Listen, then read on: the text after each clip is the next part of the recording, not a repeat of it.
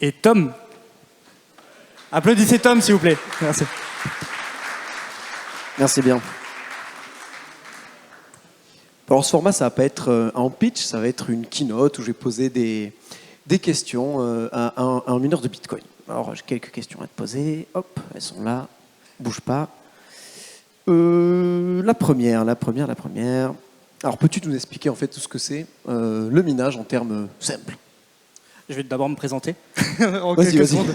Donc moi, c'est Florent Gabriel, je suis CBO du groupe Summit et CEO de la partie hosting et market. Donc ça fait 4 ans que je suis dans le minage de Bitcoin.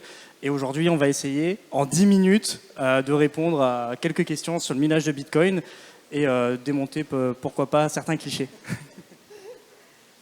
Donc du coup, je répète ma première question. Comment fonctionne le Bitcoin? Qu'est-ce que c'est? Le minage, évidemment. On peut faire une analogie avec la poste. À l'époque, quand tu souhaitais prendre des nouvelles de quelqu'un, tu envoyais un courrier à tes proches. Tu faisais confiance à la poste, tu donnais ton courrier au facteur, en espérant que ce ne soit pas le facteur de bienvenue chez les ch'tis, parce que tu espères que ton courrier il arrive en temps et en heure chez ta famille et en bon état.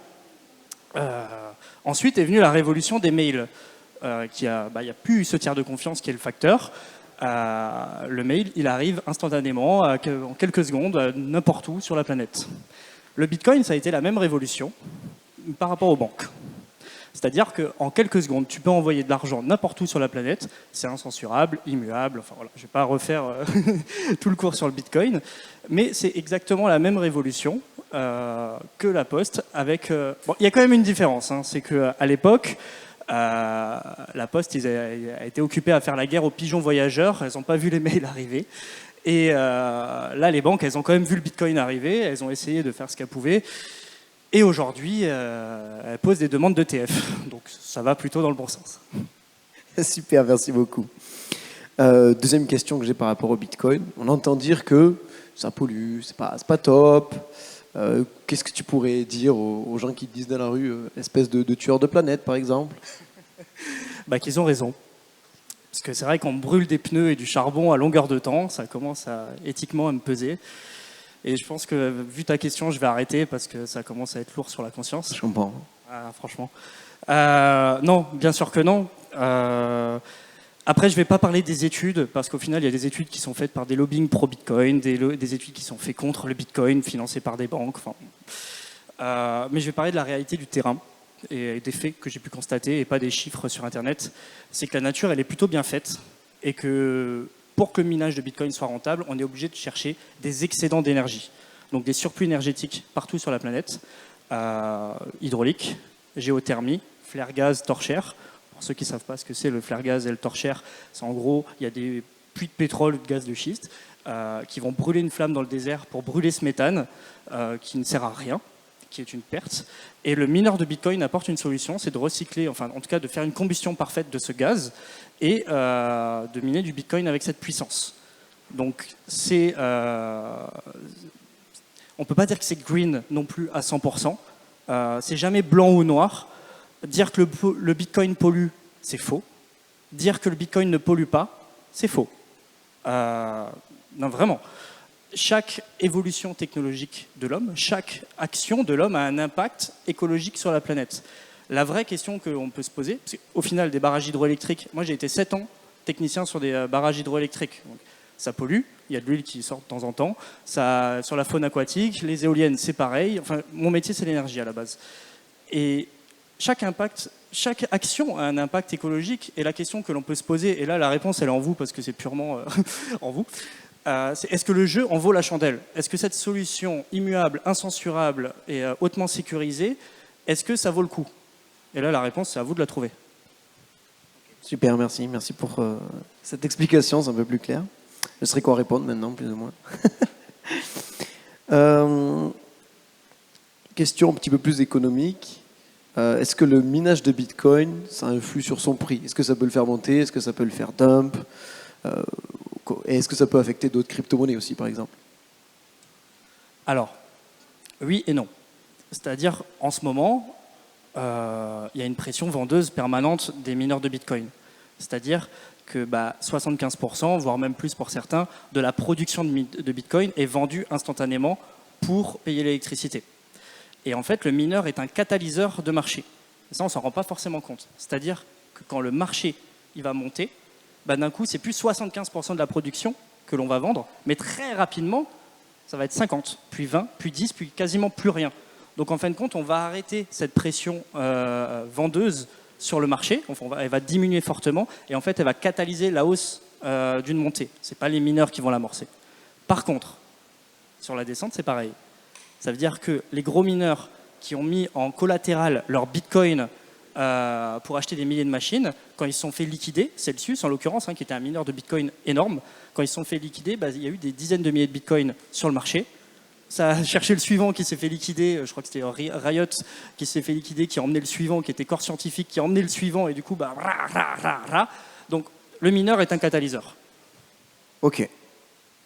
J'avais jamais entendu parler de ça, hyper intéressant, merci. Encore une fois, question économique que j'avais, l'impact du halving sur le minage, sur le coût de production du Bitcoin, etc. Alors le coût de production du Bitcoin, c'est du bullshit.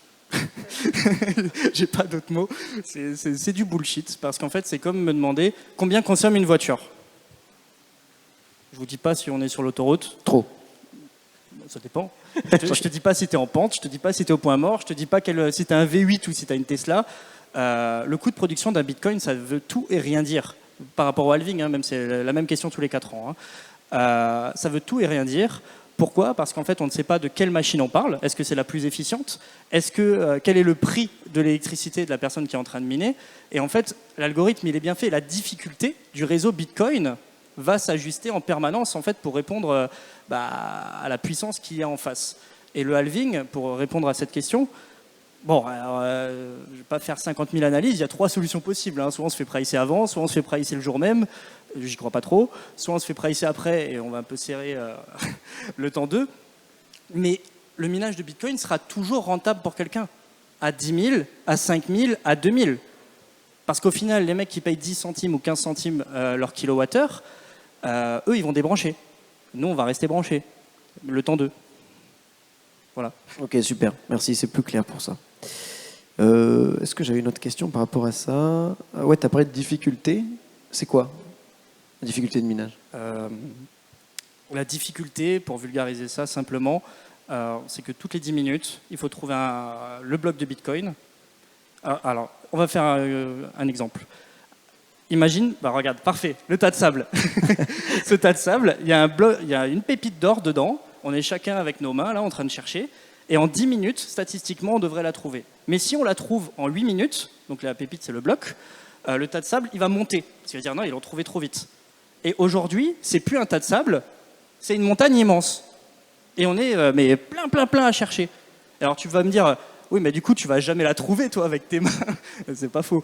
Il y a un facteur chance énorme. Et en fin de compte, c'est pour ça qu'il y a des pools de minage qui ont été créés, un peu comme Koh-Lanta, équipe des rouges, équipe des jaunes, sauf qu'en un claquement de doigts, tu peux changer d'équipe comme tu veux, aucune race. Et le principe de la poule, c'est que toi, tu vas venir avec tes mains, l'autre, il va venir avec sa pioche, l'autre, il va venir avec son bulldozer, et celui qui trouve la pépite, le bloc, il dit « je l'ai trouvé », mais peu importe que tu l'as trouvé avec ta pioche ou ton bulldozer, tu vas avoir les récompenses en fonction du prorata de la puissance que tu as apportée à ton équipe. Voilà. Ok, d'accord. Donc au final, plus on est, mieux c'est quoi. C'est ça. Ok. Alors attends, j'en cherche parce que là, on est peut-être un peu long. Qu'est-ce qui... Ouais, alors, est-ce que c'est pas plus rentable d'acheter du Bitcoin directement plutôt que de faire du mining ? Genre, pourquoi ce positionnement, quoi, enfin... Je me posais aussi la question à l'époque. Ok. Non, mais c'est la première question que l'on se pose en général, et c'est Netflix qui a répondu. Je regardais la Casa des Papel et je me suis dit, mais pourquoi les mecs ils braquent l'imprimerie nationale ? Pourquoi ils vont pas braquer des billets ? Pourquoi ils vont pas prendre de l'argent ? En fait, il est bien plus rentable à moyen long terme d'avoir l'imprimante à billets plutôt que d'acheter le billet. C'est-à-dire, admettons que tu investis un Bitcoin. Dans 2 ans, tu as un Bitcoin, dans 5 ans, tu as un Bitcoin, si tu n'as pas fait de trading. Si tu achètes pour un bitcoin de machine d'équipement de mining, dans 1 an, tu auras 0, et quelques bitcoins, plus le prix de ta machine. Dans 2 ans, tu auras plus qu'un bitcoin, en général, virgule et des brouettes, plus la valeur de ta machine, et ainsi de suite. Donc en fin de compte, c'est un calcul qui est assez simple. Et surtout, si tu as une société dédiée au mining, les machines de mining, tu les amortis sur 3 ans, tu passes en charge les legs, tu passes en charge plein de choses.